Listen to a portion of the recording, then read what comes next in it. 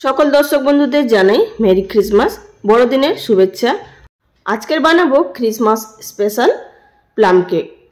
আজকের এই কেকের মধ্যে থাকবে ভেতরে পুরো ফ্রুটসের ঠাসা, আর কেকটি হবে খেতে ভীষণই হেলদি এবং টেস্টি।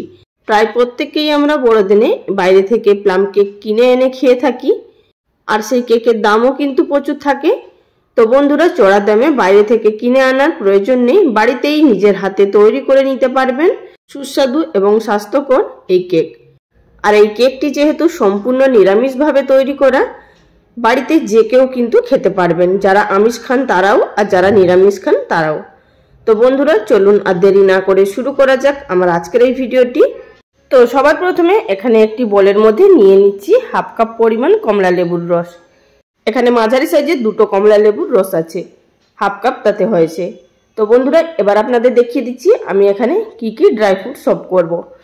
তো এখানে ড্রাই ফ্রুটগুলো ভিজিয়ে নেব। তার মধ্যে নিয়েছি কাজু, রেগুলার কিশমিশ, কালো কিশমিশ, একটু মোরব্বা নিয়েছি, আর নিয়েছি এখানে কিছুটা পরিমাণ আমন্ড কুচি।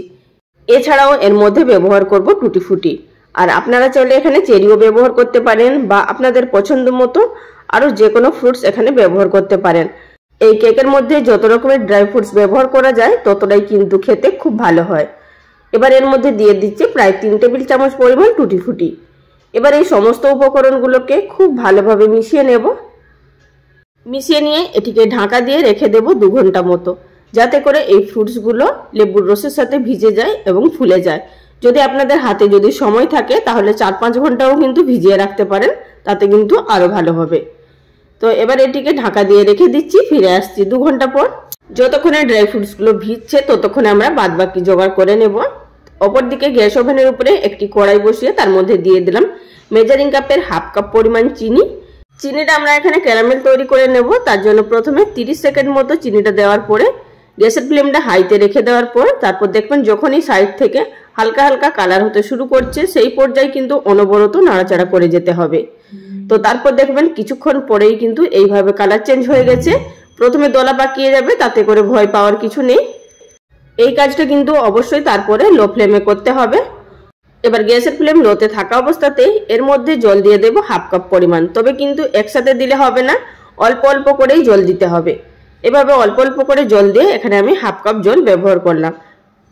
তো বন্ধুরা, এর মধ্যে জলটা ব্যবহার করে নেওয়ার পর এবার গ্যাসের ফ্লেম বন্ধ করে দেব এবং এটিকে ঠান্ডা হতে দেব। অবশ্যই কিন্তু ঠান্ডা হওয়ার পরেই আমাদের এটি কেকের ব্যাটারের মধ্যে দিতে হবে, তার আগে কিন্তু একদমই নয়। আমাদের এখানে চিনির ক্যারামেলটাও ঠান্ডা হয়ে গেছে এবং এখানে ড্রাই ফ্রুটগুলোও খুব ভালোভাবে সফট হয়ে গেছে। তো আপনাদের এখানে দেখিয়ে দিচ্ছি, আগের তুলনায় কিন্তু অনেকটাই ফুলে উঠেছে।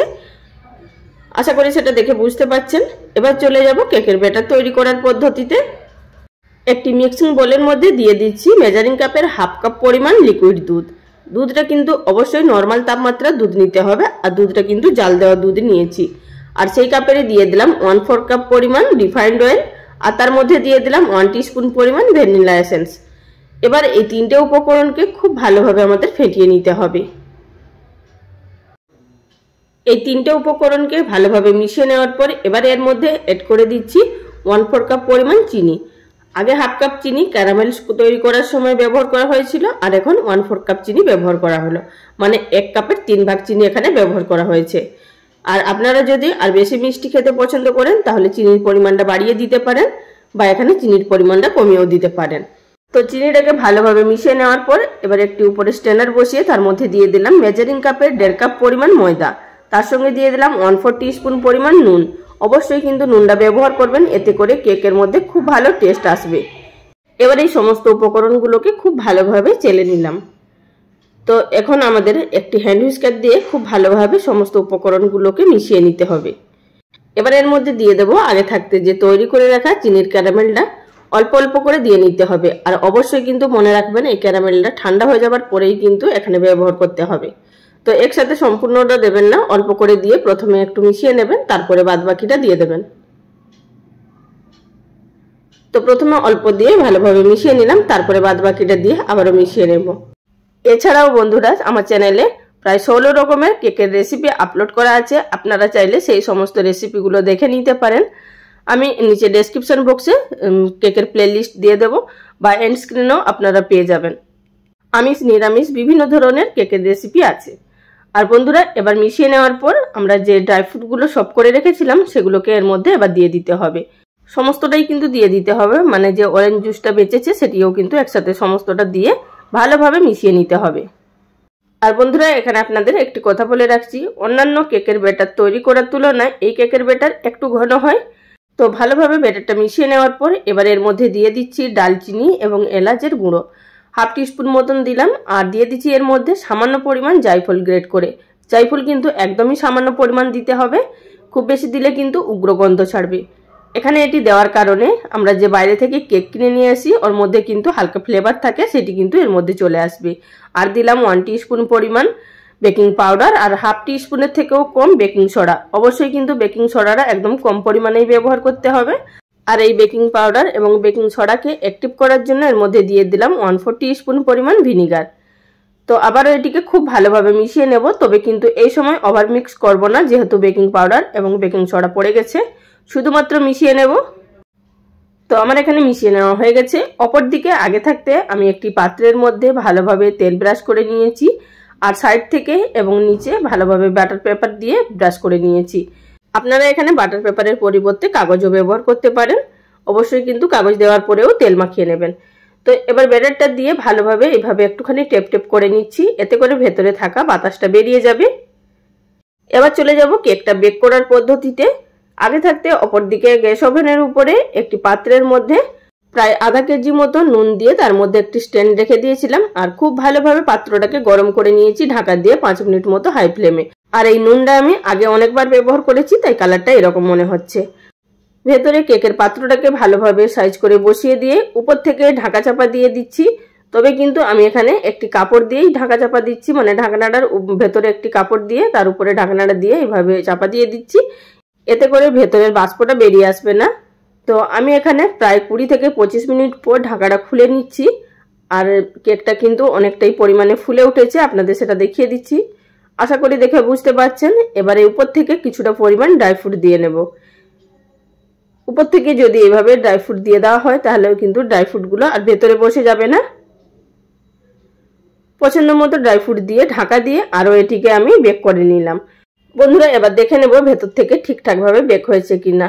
আমি এখানে একটি ছুরির সাহায্যে দেখে নিলাম গেঁথে। তো দেখতেই পাচ্ছেন ছুরির গায়ে কোনো রকম ব্যাটার লেগে নেই, তার মানে কেকটা খুব ভালোভাবে বেক হয়ে গেছে। আর আপনাদের এখানে বলে দিচ্ছি, কেকটা বেক হতে আমার প্রায় 50 থেকে 55 মিনিট মতো সময় লেগেছে। অন্যান্য কেকের তুলনায় গুড়ের কেক আর এই প্লাম কেক তৈরি করতে একটু সময় লাগে। তো মোল্ডটা ঠান্ডা হয়ে যাওয়ার পর এবার এটিকে এইভাবে তুলে নিচ্ছি। তো দেখতেই পাচ্ছেন খুব অনায়াসে বেরিয়ে এলো, যেহেতু সাইডে কাগজ দেওয়া ছিল আর ভেতরেও লেগে নেই। এবার কেকের চারিদিকে যে সমস্ত কাগজগুলো আছে আর নিচে আছে সেগুলোকে আমরা ছাড়িয়ে নেব।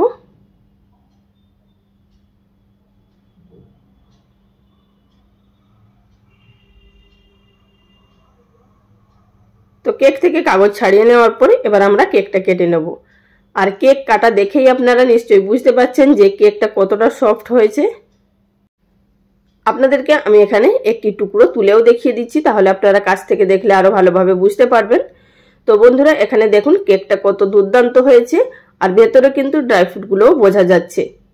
আর বন্ধুরা এই কেক আপনারা বাড়িতে অবশ্যই একবার বানিয়ে দেখুন।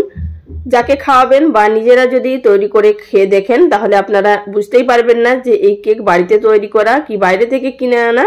আর তাছাড়া কিন্তু বাইরের কেক হেলদি হয়ে থাকে না। এই কেকটা যেহেতু আপনারা নিজেরা বাড়িতে নিজের হাতে তৈরি করছেন, সমস্ত জিনিসগুলোও নিজের হাতে দিচ্ছেন। তো বন্ধুরা এই কেকটি যেমনই সুস্বাদু তেমনই হেলদি। আজকের ভিডিওটি কেমন লাগলো অবশ্যই লাইক কমেন্ট করে জানাবেন। সবাই ভালো থাকবেন, নমস্কার।